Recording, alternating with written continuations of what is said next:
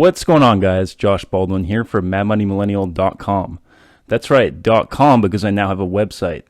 I've set it up as a blog so that I'll be posting articles every single day, that I'll be posting videos so that you can get as much information as you possibly can about Social Security benefits and information. And without further ado, let's get into this Social Security update video. Now, according to a brand new estimate just released today, September the 14th, by the Senior Citizens League, Social Security recipients are likely to get an annual cost of living adjustment of 6% or 6.1% in 2022.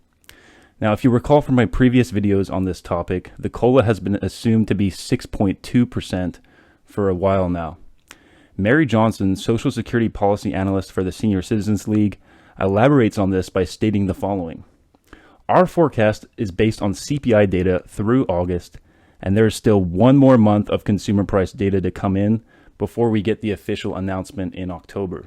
Johnson goes on to state this year is particularly difficult to forecast with certainty. The inflation patterns caused in large part due to the COVID-19 pandemic were unprecedented in my experience. Price changes due to climate disasters throw a monkey wrench into things, on top of the difficulty in watching a run-up in costs earlier this year. Based on the new data through August, there's a downward inflation trend.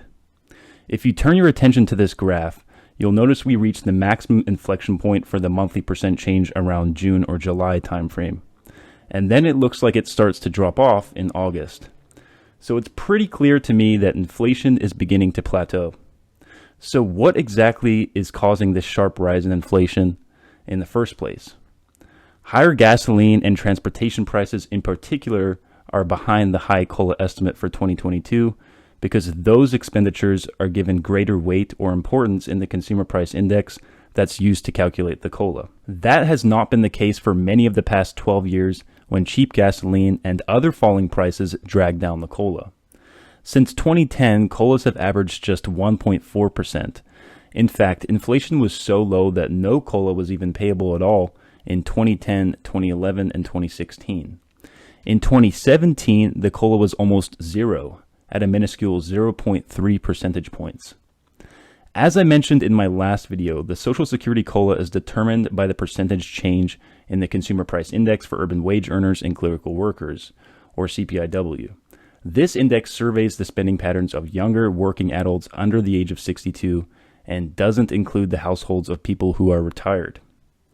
But older and disabled Social Security recipients allocate their budgets differently than younger working adults, spending a larger share of their income on medical and housing costs, which in many years tend to rise faster than overall inflation. The COLA also doesn't reflect cost increases in Medicare premiums and other rapidly growing Medicare costs. Research for the Senior Citizens League has found that Medicare Part B premiums are one of the fastest growing costs in retirement. Medicare Part B premiums, which are automatically deducted from Social Security checks, often consume most, if not all, of the COLA increase. Social Security recipients who have contacted the Senior Citizens League overwhelmingly feel that a higher COLA would be long overdue, saying that the COLA doesn't come close to keeping up with their actual cost increases.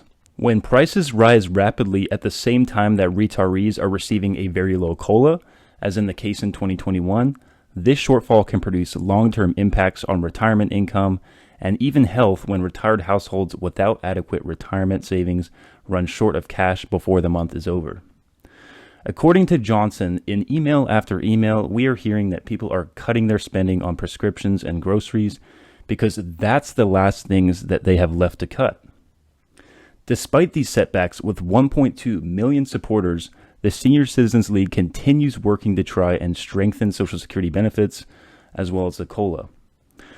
Alright guys, that's all I had for you regarding the latest estimates on the 2022 COLA. Stay safe, stay hustling, and I will talk to you guys again soon.